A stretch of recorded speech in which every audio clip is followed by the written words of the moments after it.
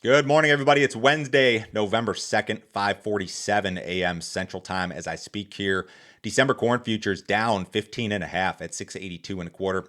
January soybeans down 13 and a quarter at 1434 and three quarters last trade. December Chicago wheat down 49 and a half cents at 853. December Kansas City wheat down 38 and three quarters at 951 and a quarter last. December spring wheat down 31 and three quarters at 958. Sharply lower trade in the wheat market this morning. If you guys are listening on the podcast, appreciate it. Ratings and reviews very much welcome. If you're watching on YouTube, make sure you subscribe to the channel. Leave me a comment if you've got yield updates, crop updates, basis updates, any opinion on anything that I say here. Drop it in the comments. All of those things will help YouTube to help me to grow this channel. If you'd like some additional info from me, visit my website, www.standardgrain.com. Check out my premium subscription service today, guys. I send my premium subscribers a ton of information direct from me every single business day. Morning email goes out about 5:30 a.m. Central. In that email, you'll see every overnight headline you need to be aware of. Charts, graphics, all of my grain marketing recommendations, lots of weather information. My daily subscriber-only videos are part of this deal. Yesterday, I kind of addressed this old adage or saying, you should store a short corn crop, sell a long corn crop. Is there any truth to that? If you have a light corn crop nationally, is that a crop that should be stored? Went through some examples. I kind of gave my 2 cents on the situation. If you're considering whether or not to store corn, maybe this is of interest to you. Sign up today, guys. $50 a month. Cancel at any time. No other fee, no other obligation. Nobody will try to sell you anything else. I'll shoot you this video over this morning. So the big headline today, Russia says that they are back. They will resume participation in the Black Sea grain deal. This headline broke just like 20 minutes before I started recording here, so I don't have all of the details. But across the Reuters newswire at 5:21 a.m. Central, Russia to resume participation in Black Sea grain deal. That right there is enough to send wheat prices 30 or 40 cents lower, I suppose. From Interfax, Russian Defense Ministry, they said this.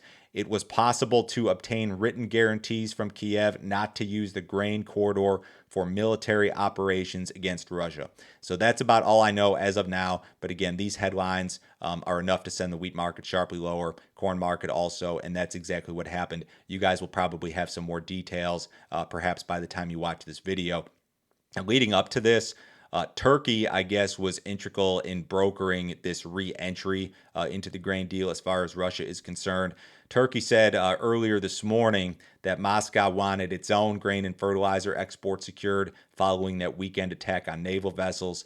Turkish officials mentioned insurance and payment mechanisms regarding Russian shipments as being one issue. A Turkish official said this: they, Russia, still cannot get insurance and payments are not made. Therefore, a lot of countries' ships are shying away from carrying these loads. So I think that if you're somebody who's considering doing business with Russia, maybe you're a little weary because of the sanctions. Now, grain and fertilizer are not sanctioned specifically, but just about everything else is. So they're still worried about doing business with Russia. But in any case, none of that matters this morning. The only thing that matters is the headline. Russia's back in the grain deal. That's enough to cause a big sell-off, and that's what we've got here. Private groups continue to project record Brazilian soybean production. Well-followed private group StoneX was out with some estimates yesterday. They've got the Brazilian soybean crop pegged at 154.3 million metric tons. That's up slightly from their previous estimate of 153.8. USDA is at 152. Maybe more interesting, to me at least, is that StoneX reduced its projection for Brazilian soybean exports. They went from 100 million down to 96, citing Chinese demand concerns. This is interesting because USDA increased its projection for Chinese soybean imports this past month.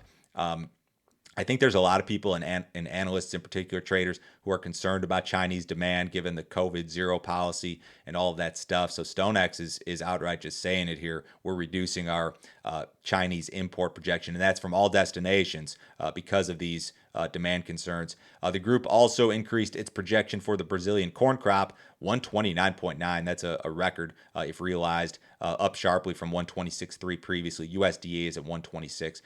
In regard to Brazilian weather, they're going to be dry here for a few days, and then the GFS this morning suggesting that some widespread rains return late next week. So I think they're in pretty darn good shape. Outgoing Brazilian President Bolsonaro has authorized a transition of power. He gave a short speech yesterday. He thanked supporters. I think he actually encouraged some of these protests that are ongoing. But shortly after the speech, his chief of staff announced that he had been authorized to begin the process of handing over power to the newly elected president, Lula da Silva. Brazil's government is trying to stop these trucker blockages and protests. Brazil's infrastructure minister said this: "We are working for the free movement of people and vehicles to be resumed as soon as possible. In addition to ensuring the right of our population to come and go, it is essential to maintain the operation of essential services and road freight transport." As of Tuesday, Reuters reported that 190 locations were partially or fully blocked, but that more than 400 roadblocks had been cleared. Reuters also reporting that some of Brazil's pork and poultry processors may stop slaughtering at some production sites if these protests continue. Kind of sounds like this is going in the right direction, I guess. Not much on the radar here this morning. A little bit of rain out west over parts of Idaho. A little bit of rain here in my neighborhood moving into Middle Tennessee. Other than that, the Corn Belt dry, plains mostly dry. Now, next 7 days, this forecast remains intact here. The idea that you're going to see some rainfall beginning, say, Friday, Saturday over parts of Iowa, Minnesota, Wisconsin, Illinois, Missouri, a lot of these river valley areas, and this river situation remains a problem. I don't know if this is going to be enough to fix the river situation. It will certainly be helpful. You're going to need some more, though. Some of these eastern areas of the plains, like eastern Oklahoma, eastern Kansas, this, say, southeast corner of Nebraska might catch some rain, but the western areas are where it's drier, and those areas are still going to be kind of on the dry side. We've got a Fed announcement today. It'll be out at 1 o'clock p.m. Central Time after the two-day meeting. Traders very widely expect a 3/4 point hike to the Fed fund rate to be announced. Powell has been very clear about his intentions to raise rates until inflation is under control. He'll do a press conference, I believe, 30 minutes after that announcement. He's likely to emphasize a continuation of the inflation fight, but may leave options open in regard to December's rate decision. Financial markets, when it comes to that December decision, financial markets are kind of torn between a 50 basis point hike and a 75 basis point hike. Economists at Bloomberg said this: "Less certain than today's rate hike is how Fed Chair Powell will communicate a potential downshift in the rate hike pace, the degree of conviction, the risks around hike sizing, and implications for the terminal rate. We expect he will present a 50 basis point move as the base case and clarify that a downshift in the pace of rate hikes does not necessarily mean a lower terminal rate." So a lot of people think that this isn't a pivot, but that they'll reduce the pace of rate hikes in December. I don't know if that's what he'll say today, but that's what a lot of people believe will happen. The cattle market was lower yesterday. There was some light cash cattle trade reported in the Western Corn Belt at 152. We'll see what develops today. U.S. dollar is a little bit lower. Stock market is flat to lower. Bonds about flat. Gold's up $8. Crude oil down 18 cents in the December WTI 88.20 last trade. Have a great day, guys. Talk to you same time tomorrow.